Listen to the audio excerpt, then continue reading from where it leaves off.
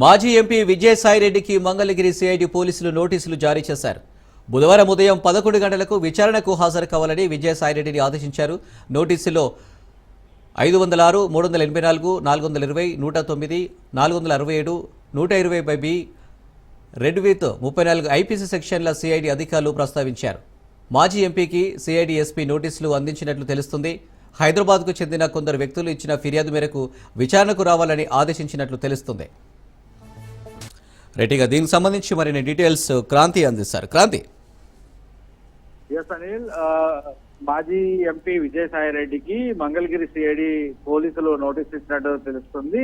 ఎల్లుండు విచారణకి రావాలి, హాజరు కావాలంటూ కూడా ఆ నోటీస్ లో పేర్కొనడం జరిగింది. అయితే ఆ నోటీస్ లో ప్రత్యేకంగా సెక్షన్ల 506, 384, 420, 109, 467, 120B రెడ్ విత్ 34 బిఎన్ఎస్ సెక్షన్ల కింద ప్రస్తావన ఇస్తూ దీనికి సంబంధించి విజయసాయిరెడ్డికి నోటీసు ఇచ్చినట్టు కూడా తెలుస్తుంది. అయితే గతంలో ఏదైతే అక్రమ బియ్యం సంబంధించి తరలింపు కేసు రావచ్చు, అదేవిధంగా కాకినాడ సీపోర్టుకి సంబంధించిన వాటాల బదలాయింపు, కేవీ రావుకు సంబంధించిన ఫిర్యాదు ఆధారంగా అటు సీపోర్టు అదేవిధంగా కాకినాడ సెజ్ చైర్స్ కి సంబంధించి ఈ కేసుల అంశాల మీదే అటు విజయసాయిరెడ్డికి నోటీసులు ఇచ్చినట్టు కూడా కొంతమేర సమాచారం ఉంటుంది. అయితే ఎల్లుండు విచారణకి హాజరు కానున్న నేపథ్యంలో విజయసాయిరెడ్డి ఎల్లుండు విచారణకి హాజరవుతారా లేదా నోటీస్ కి ఎలాంటి రిప్లై ఇస్తారు అనే దానికి సంబంధించి కొంత వేచి చూడాల్సిన అవసరం అయితే ఉంది. ఇప్పటికీ నోటీసుల పట్లకు సంబంధించి విజయసాయిరెడ్డి దగ్గర నుంచి ఎలాంటి